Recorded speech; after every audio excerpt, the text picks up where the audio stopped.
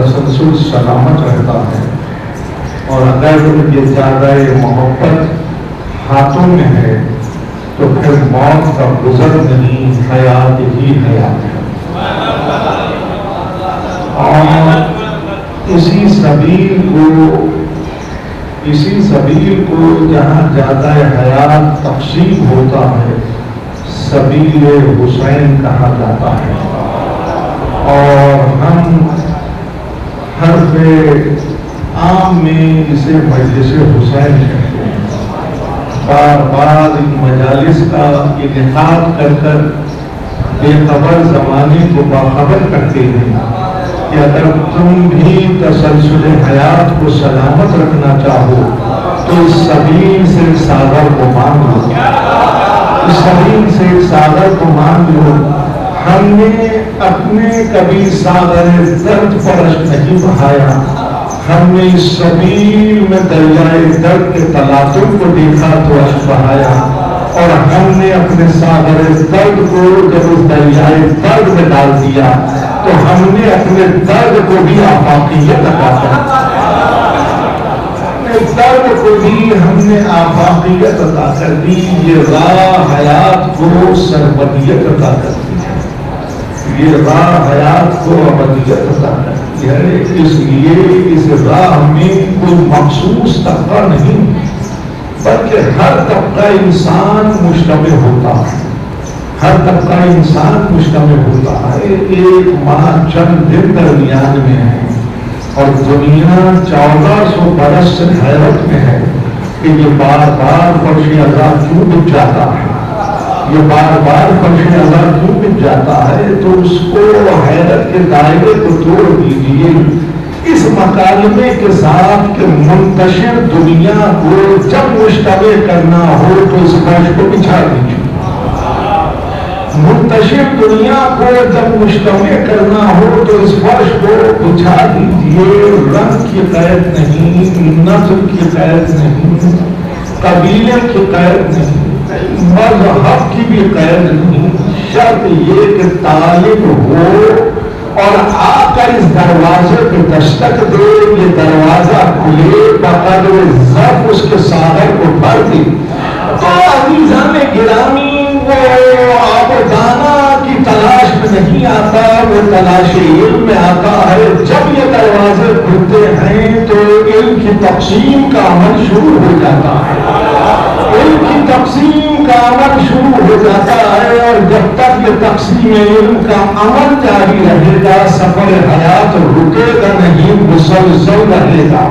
تو اب تو یہ مکالمہ سہولت سے سمجھ میں آ جانا چاہیے کہ حسین فنا کو بقا میں بدل دیتا ہے۔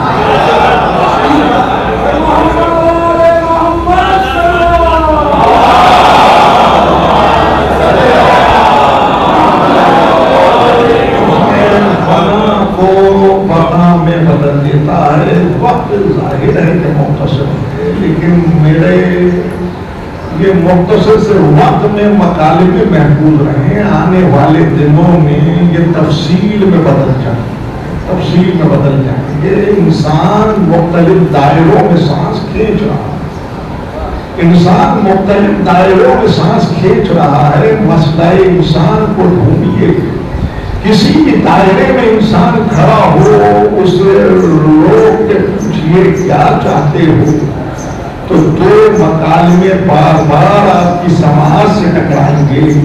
اول یہ کہ سکون چاہتا ہوں، اور دوم یہ کہ بقا چاہتا ہوں۔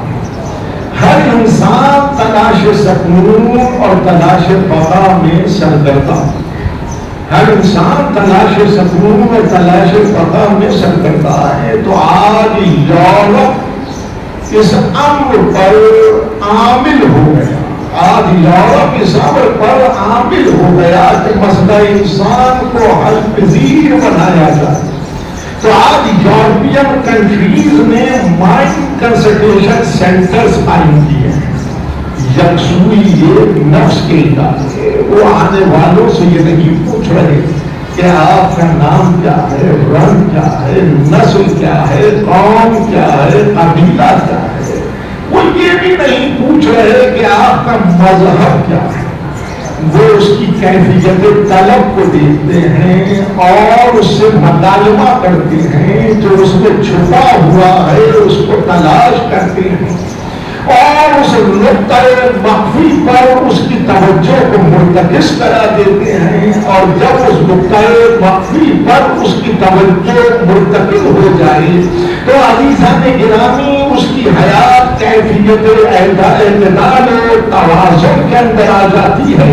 اور جب اس کی حیات کیفیت اعتدال و توازن کے اندر آ جائے تو اب پوچھئے کیا محسوس ہوا، تو کہتا ہے کہ سکون مل گیا، سکون مل گیا۔ لیکن وہ دوسرا سوال اب بھی تشنا ہے، وہ دوسرا سوال اب بھی تشنا ہے، لیکن ستم پھر ستم ہے۔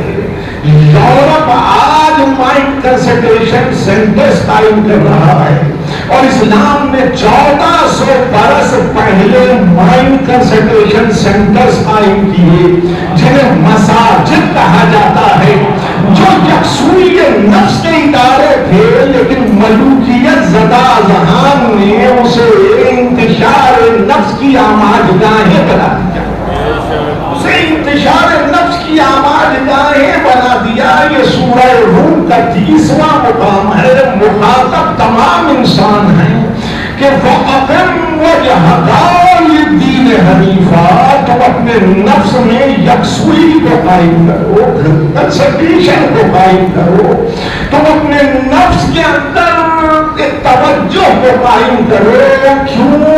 اس لیے کہ ادھر تم اپنے نفس میں کنسنٹریشن کو قائم کرو گے، ادھر تم اپنے نفس میں یکسوئی کو قائم کرو گے، تمہارا تار توجہ مرکز سے بن جائے گا، اور جب تمہارا تار توجہ مرکز سے بن جائے گا تم کیفیت توازن و اعتدال میں قدم رکھو گے، تمہیں کیفیت سکون عطا ہوگی، اور جب تمہارا تار توجہ مرکز حقیقی سے بن جائے تو وہی دمہ ہے جہاں تم حصار فنا سے نکل کر حصار بقا میں قدم رکھو گے۔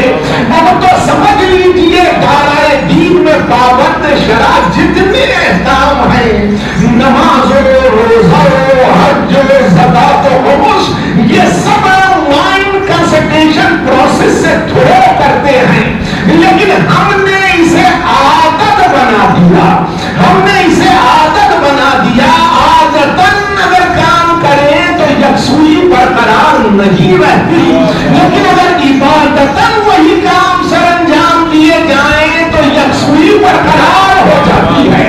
ملوکیت نے تو چاہا کہ کلمہ پڑھنے والا تقسیم پر تقسیم کے مرحلے میں قدم بڑھاتا چلا جائے، اور یوں اس نے فقہی اعتبار سے منقسم کیا، مسلکی اعتبار سے منقسم کیا، یوں نظریاتی اعتبار سے منقسم کیا، نظریات ذاتی کی بنیاد پر منقسم کیا، نظریات مصلحتی کی بنیاد پر منقسم کیا، لیکن ہر جن کی یہ تقسیم ہے، لیکن کسی نے جرأت کا مظاہرہ نہیں کیا کہ وہ کلمہ پڑھنے والے کے روح حیات پر بدل دے۔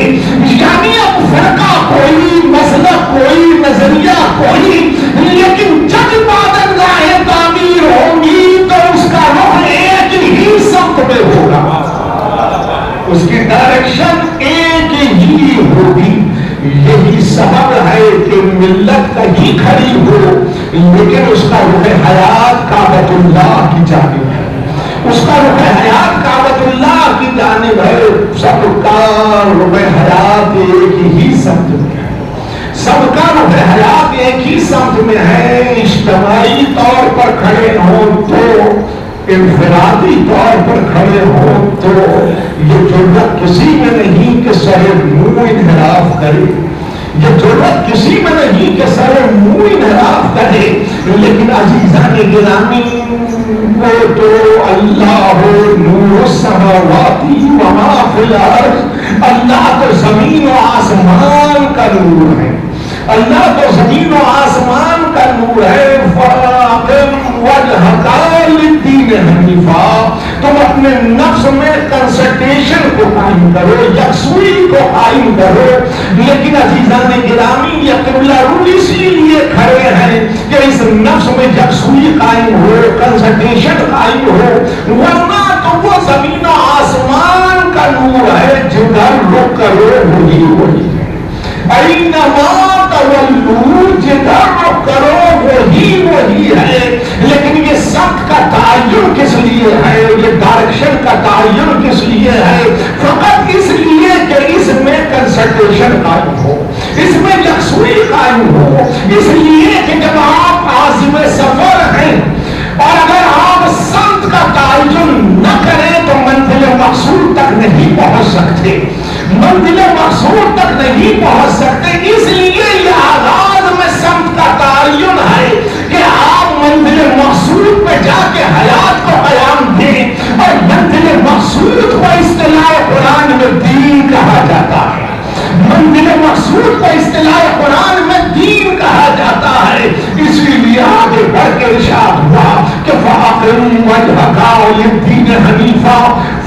فطرت اللہ التی فطر الناس علیہا. ادھر تم نے اپنے نفس میں یکسوئی قائم کی. اب آپ مجھ سے نہ پوچھیے کہ میں دین پر قیام کیے ہوئے ہوں یا نہیں. اپنے برادر اسلامی کی جانب نگاہ شبہ سے نہ دیکھیے کہ وہ دین پر قیام کیے ہوئے ہیں کہ نہیں. ادھر اس نے اپنے نفس میں یکسوئی قائم کی, ادھر وہ مائنڈ کنسلٹیشن پروسیس سے دھڑا ہوا, اور ادھر آٹو اس کی حیات دین پر قیام پذیر ہو گئی. ادھر آٹو اس کی حیات دین پر قیام پذیر ہو گئی. اب آپ دین مجھ سے نہ پوچھئے کہ دین کیا ہے. اب آپ کسی کے شانے کو ہلا کے نہ پوچھئے کہ دین کیا ہے, اس لیے کہ قرآن مختصر سے کلمے میں تشریح کرتا ہے کہ فَأَقِمْ وَجْهَكَ لِلدِّينِ حَنِيفًا فِطْرَتَ اللَّهِ الَّتِي فَطَرَ النَّاسَ عَلَيْهَا. ادھر حیات میں دین پر قیام کیا, اور ادھر یہ رشتہ حیات فطرت سے بن گیا. ادھر یہ رشتہ حیات فطرت سے بن گیا, اس لیے کہ اس کی کریمی سی کریمی ہے کہ اس نے اپنی فطرت پہ آپ کو خلق کیا. اس نے اپنی فطرت پہ آپ کو خلق کیا.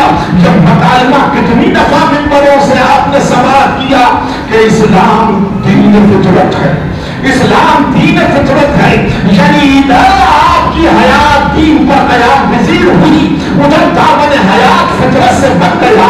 اب آپ کے تمام امور حیات عین مطابق فطرت ہوں گی. اب آپ کے تمام امور حیات, آپ کا حرکت و سکون عین مطابق فطرت ہوگا. یعنی یہ حیات قوانین فطرت کے اوپر قیام پذیر ہو جائے گی. اور جب یہ حیات قوانین فطرت میں قیام پذیر ہو جائے تو اسی کو اصطلاح قرآن میں مسلم کہا جائے گا. اسی کو اصطلاح قرآن میں مسلم کہا جائے گا.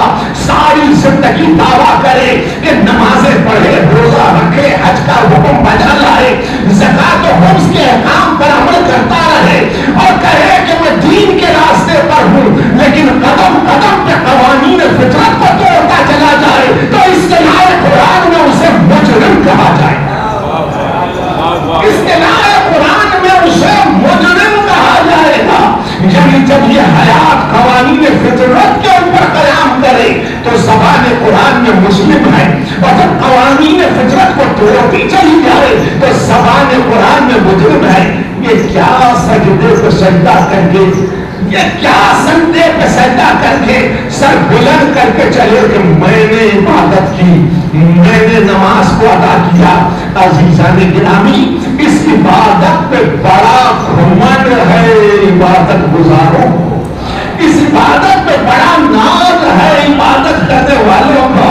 عزیزان گرامی, موالید ثلاثہ میں جو کچھ بھی ہے, صحیح ذرے سے لے کے سرا تک جو کچھ بھی ہے, وہ سب عبادت الہی میں مصروف کار ہے. وہ سب عبادت الہی میں مصروف کار ہے. یہ فریضہ تو اس لیے معین کیا کہ تم ادھر ادھر بھٹکتے نہ پھرو, تمہاری حیات ایک نقطۂ مرکزی پہ آ کے قیام پذیر ہو جائے, تمہاری حیات ایک نقطۂ مرکزی پہ آ کے قیام پذیر ہو جائے. کائنات میں کوئی شے ایسی نہیں ہے کہ جو مصروف عبادت نہ ہو, مصروف عبادت نہ ہو. یہ کیا دو کلمات زبان پہ جاری کر گئے, اکڑ کے چلے, اکڑ کے چلے لا الہ الا اللہ محمد رسول اللہ, اور اکڑ کے چلے ہم مسلم ہیں, ہم مسلم ہیں. کائنات کی ہر شے مسلم ہے, کائنات کی ہر شے مسلم ہے. اب گفتگو مختصر ہے, لیکن ظاہر ہے کہ آپ محسوس کر رہے ہیں کہ اس مکالمے کے لیے وسعت چاہیے, لیکن اس منبر کا معجزہ یہ ہے کہ یہ طویل مضمون کو مکالمے میں سمیٹ دیتا ہے, طویل مضمون کو مکالمے میں سمیٹ دیتا ہے. سرسری نہیں کہتا کہ مجلس حسین معجزہ ہے, سرسری نہیں کہتا کہ ذکر حسین معجزہ ہے. معجزے کی تعریف یہی ہے کہ جہاں عقل منزل عز میں قدم رکھتے اس کیفیت کو معجزہ کہا جاتا ہے, اس کیفیت کو معجزہ کہا جاتا ہے. جو مکالمے گزر گئے, کائنات کی ہر شے مسلم ہے, کائنات کی ہر شے عبادت گزار ہے. کوئی شے ایسی نہیں کہ جسے اس نے ایک فطرت کے ساتھ تخلیق نہ کیا. کوئی شے ایسی نہیں جسے اس نے ایک فطرت کے ساتھ تخلیق نہ کیا ہو. ہر شے کے لیے ایک فطرت معین ہے. ہر شے کے لیے ایک فطرت معین ہے اور ہر شے بسبب کیفیت مجبوری بسبب کیفیت مجبوری اپنی فطرت پہ قیام پذیر ہے. اپنی فطرت پہ قیام پذیر ہے. اور جب تک ہر شے اپنی فطرت پہ قیام پذیر ہے تو وہ مسلم بھی ہے اور عبادت گزار بھی ہے. وہ مسلم بھی ہے اور عبادت گزار بھی ہے. بزرگ تشریف فرما ہے, صاحبان علم و فہم تشریف فرما ہے, اہل دانش تشریف رکھتے ہیں. لیکن بچوں کو سمجھاتا ہوں, طلباء کو سمجھاتا ہوں, نوجوان بھائیوں کو سمجھاتا ہوں, ہر شے کے لیے فطرت ہے. ہر شے کے لیے فطرت ہے. موالید ثلاثہ میں پہلی منزل جمادہ مٹی ریت ہر ذرہ ایک دوسرے سے جڑا ہوا ہے. ہر ذرہ ایک دوسرے سے جڑا ہوا, جڑے رہنے میں برکت ہے.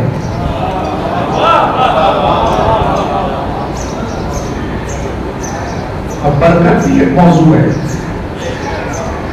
برکت بھی ایک موضوع ہے. اضافہ نہیں, برکت. اضافے میں اور برکت میں فرق ہے. اضافے کی حدیں ہوتی ہیں, برکت کی حدیں نہیں ہوتی. برکت کی حدیں نہیں ہوتی. تو یہ میں بچوں سے کہہ رہا, طلباء سے کہہ رہا, نوجوان بھائیوں سے کہہ رہا کہ کچھ خود بھی تھوڑا سا تیار ہو. منبر پہ آنے والوں سے بھی تقاضا ہے تاکہ معاشرہ انحطاط کی منزل میں نہیں, معاشرہ ارتقاء کی منازل کو طے کرے. آپ اس دنیا میں سرنگو ہونے کے لیے نہیں آئے, سر بلند کرنے کے لیے آئے. سر بلند کرنے کے لیے آئے. تو میرے عزیز, جمادہ مٹی ہے, ہر ذرہ دوسرے ذرے سے جڑا ہوا. اس کی فطرت ہے. خالق نے اس فطرت پر اس کو تخلیق کر دیا کہ ذرہ ذرے سے جڑا ہے. اب سائنس کی ابتدائی جماعتوں میں آپ پڑھتے ہیں گریویٹیشنل فورس. کیوینڈش نے تو اس کو کیلکولیٹ بھی کر کے بتایا کہ دو ذروں کے درمیان گریویٹیشنل فورس ہے کتنی. اب اس بحث میں نہیں جاتے. جب تک یہ ذرہ ذرے سے جڑا ہوا ہے, یہ میدان, یہ صحرا, یہ دشت, یہ جبل سب منزل قیام ہیں. سب منزل قیام میں جڑے رہنے میں برکت ہے. جڑے رہیں گے تو برکت, اور برکت ہوگی تو حیات میں قیام آئے گا. یہ سب منزل قیام میں, یہ سب منزل قیام, یہی ان کی عبادت ہے اور یہی ان کی دلیل ہے کہ یہ مسلم ہے, کہ فطرت کا قیام. لیکن جس فطرت میں خلق کر دیا اس فطرت کا قیام, اس فطرت کا قیام. پانی ضرورت حیات ہے, ضرورت حیات ہے. اب بچوں سے پوچھئے کہ سائنسی زبان میں پانی کو کس کلیے سے ظاہر کرتے ہیں, تو سب کو ازبر ہے. H2O, دو چیزوں کا مرکب ہے, ہائیڈروجن اینڈ آکسیجن. مجھ سے بہتر یہ بتائیں کہ دونوں کا مزاج آتش ہے. ہائیڈروجن اشیاء کو جلاتی ہے, آکسیجن جلنے میں مدد دیتی ہے. دونوں کا مزاج آتش ہے. لیکن فطرت یہ معین ہوئی کہ دونوں میں ایک نسبت و تناسب کو قائم کر دیا. دونوں میں ایک نسبت و تناسب کو قائم کر دیا. مزاج آتش مزاج آب ہو گیا. مزاج آتش مزاج آب ہو گیا. جب تک یہ اپنی فطرت میں قیام پذیر ہیں, یہ عبادت گزار بھی ہیں اور مسلم بھی تھی، مسلم بھی تھی. اب بھی پوچھ رہے ہیں قیامت کیسے آئی، اب بھی پوچھ رہے ہیں قیامت کیسے آئی.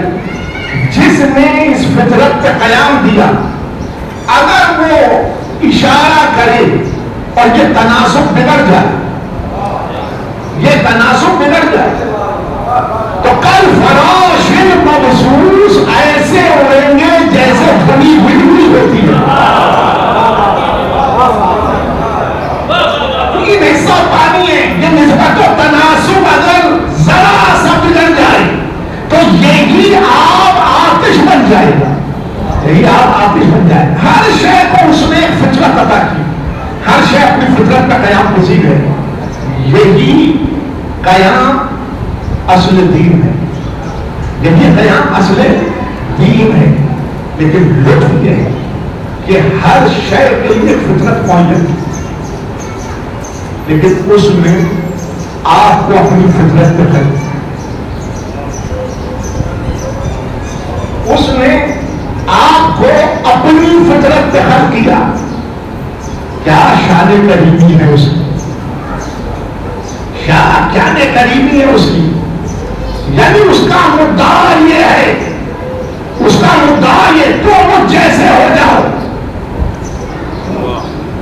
اس کا مدعا یہ ہے کہ تم ان جیسے ہو جاؤ.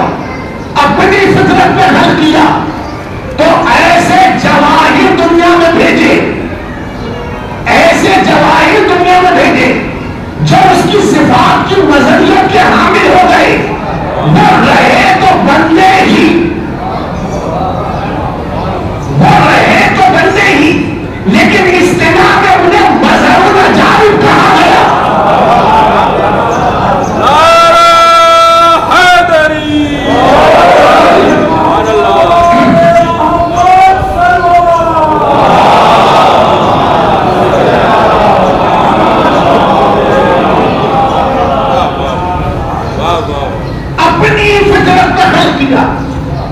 وہ خود مجبور نہ تھا، آپ کو مجبور کیوں بناتا؟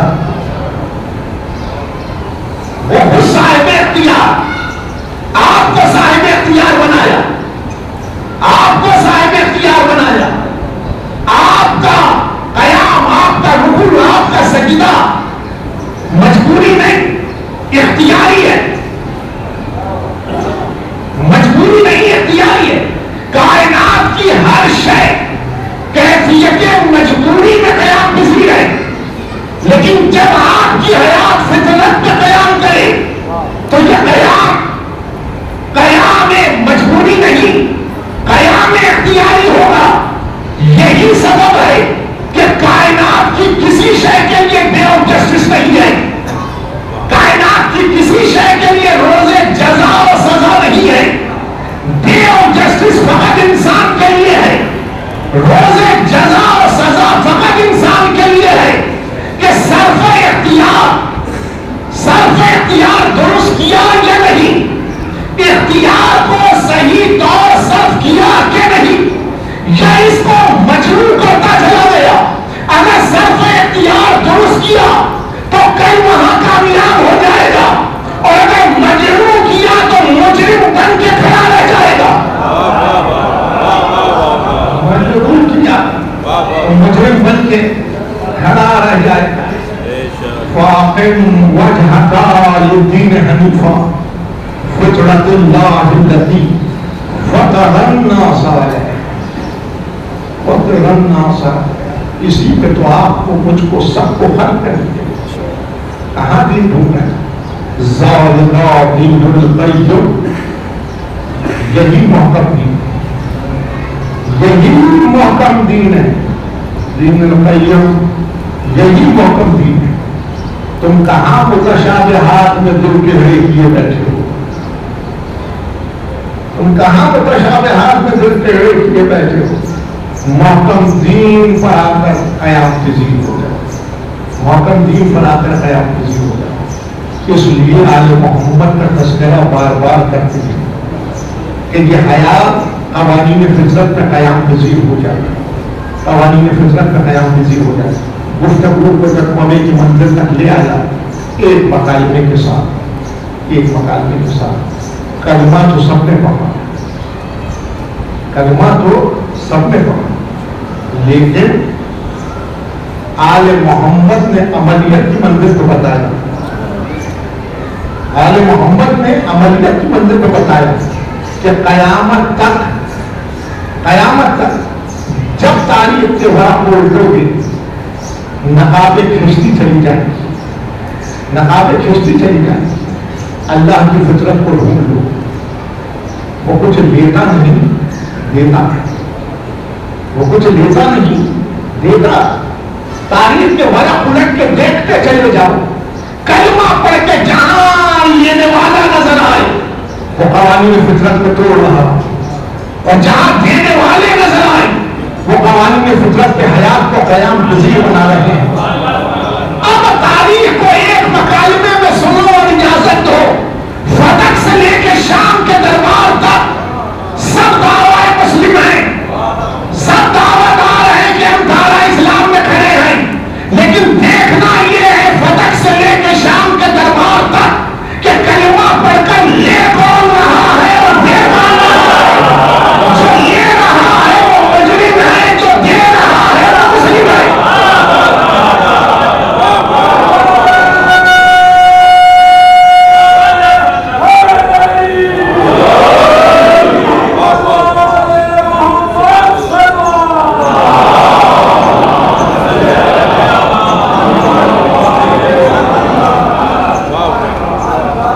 کربلا منتخب کر لی حسین ابن علی،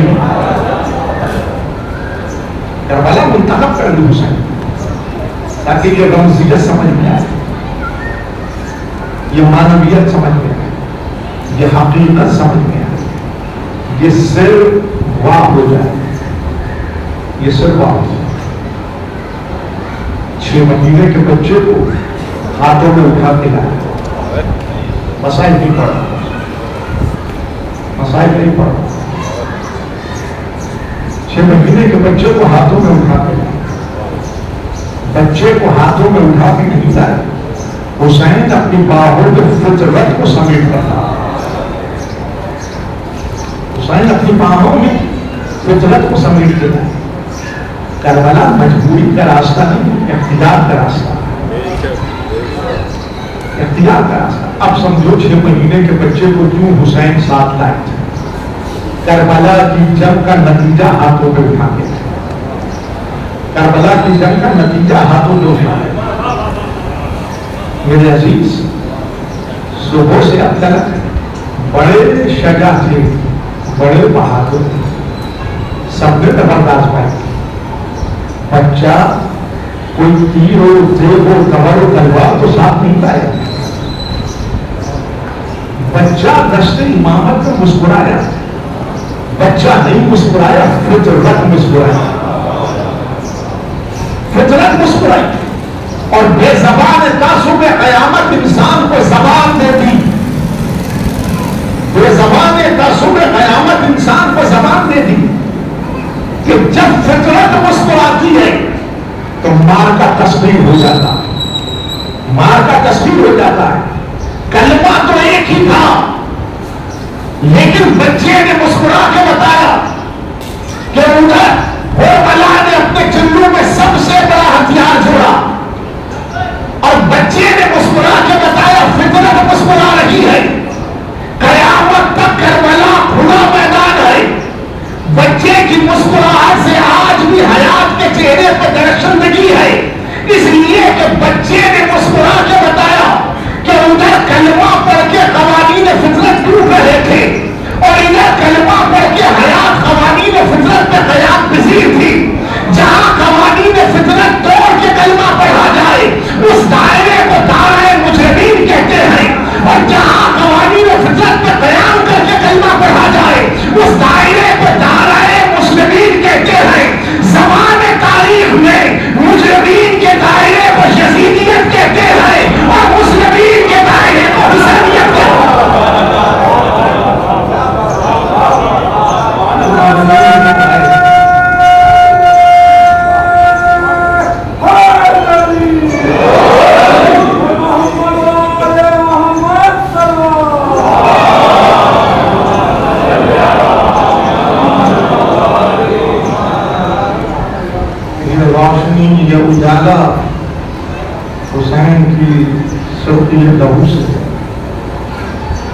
کہہ کے ڈوب گیا آفتاب عاشورہ،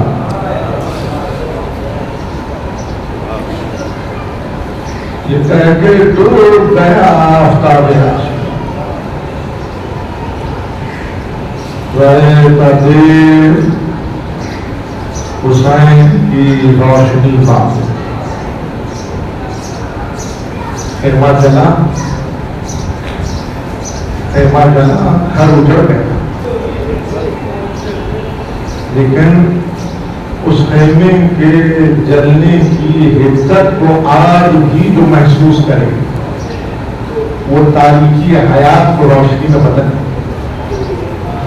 تاریخی حیات کو روشنی میں بدل۔ میرے عزیز، ان جلتے ہوئے خیموں نے حیات کی تاریخی کو روشنی میں بدل، حیات کی تاریخی کو روشنی میں بدل۔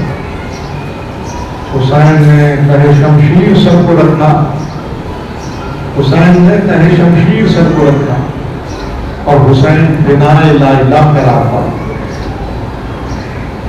اور بعد عصر عاشور علی کی بیٹی نے قدم آگے بڑھائے، اور حسین بنیاد یا حسین قرار،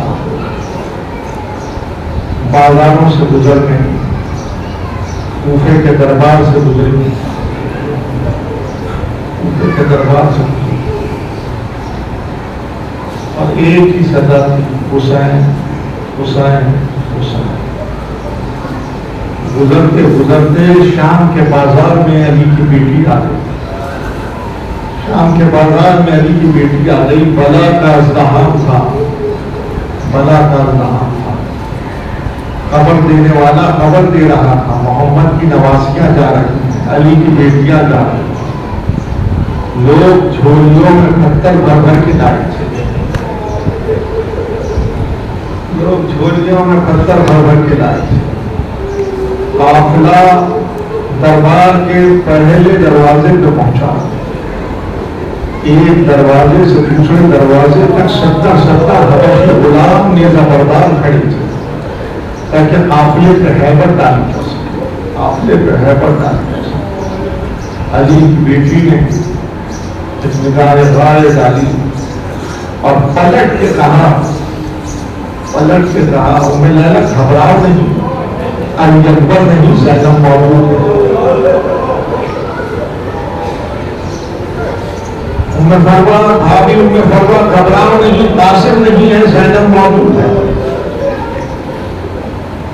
بھابی ام رباب گھبرانا نہیں، حسین نہیں ہے، زینب موجود ہے۔ ایک منزل آئی، بہن نے بہن کو مخاطب کیا اور مخاطب کر کے کہا، ام کلثوم گھبرانا نہیں، عباس نہیں، زینب موجود ہے، عباس نہیں، زینب موجود ہے۔ بیویوں کو قوت دی، بچوں کو سنبھالا، زین العبا کے قریب آئی، امامت بچا کے اپنی پشت پہ لائی تھی علی کی بیٹی، اور دربار میں چلی تو محافظہ امامت بن کے چلی، کہنے لگی سید سجاد، سید سجاد، وہ بھی تمہارے ساتھ ساتھ ہے، وہ بھی تمہارے ساتھ ساتھ ہے۔ زین العبا کہتے ہیں ایسے لے کے چلے جیسے تو غلاموں کو رسیوں میں چکر کے لے جایا جاتا، کسی کا بازو تھا، کسی کی کلائی تھی، کسی کا حلقوم تھا، اور ہمیں کھینچے لیے چلے جا ہمیں کھینچے لیے چلے جا رہے تھے۔ ایک منزل بڑی استقامت کے ساتھ، بڑے استقلال کے ساتھ علی کی بیٹی نے سر کی، اور جب آخری منزل آئی تو علی کی بیٹی بیٹھ گئی، علی کی بیٹی بیٹھ گئی، اس لیے کہ حاجب نے جب پردے کو ہٹایا تو دربار کرسی نشینوں سے بھرا ہوا تھا، دربار کرسی نشینوں سے بھرا ہوا تھا، علی کی بیٹی بیٹھ گئی، لئی شبر لئی تازیانہ لے کے آگے بڑھا، زین العبا کے قریب آ کے کہا اپنی پھوپھی سے کہو دربار میں چلے۔ زین العبا نے زنجیروں کا لنگر سنبھالا، حضور پھوپھی آ کے کھڑے ہوئے، کہنے لگے پھوپھی اماں جب یہاں تک آ ہی گئے تو دربار جانے میں آر کیا ہے؟ سر کو بلند کیا، کہا بیٹا مجبوری نہیں آئی، اختیار کے ساتھ آئی۔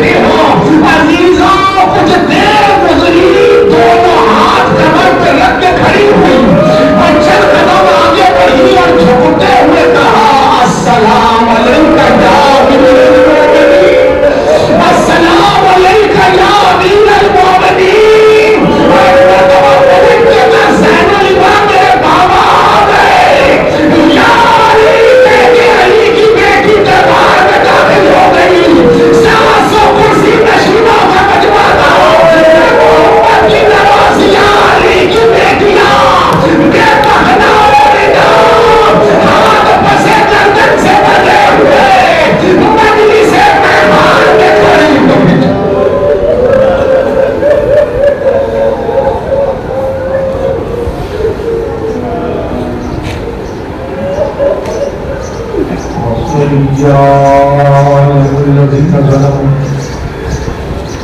اليوم انقلبا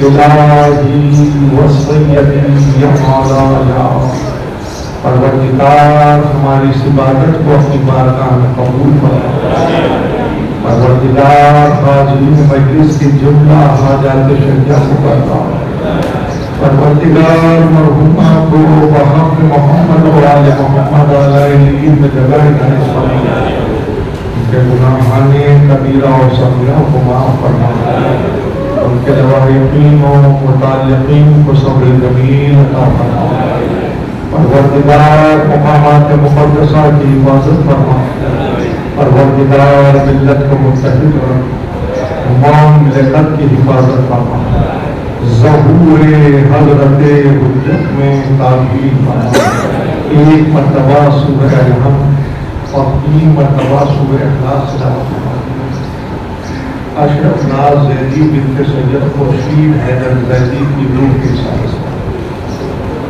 اعوذ باللہ السمیع صلی اللہ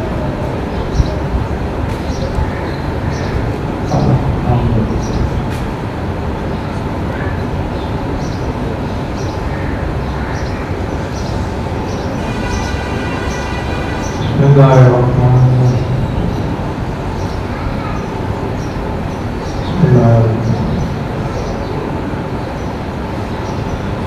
بسم اللہ الرحمن الرحیم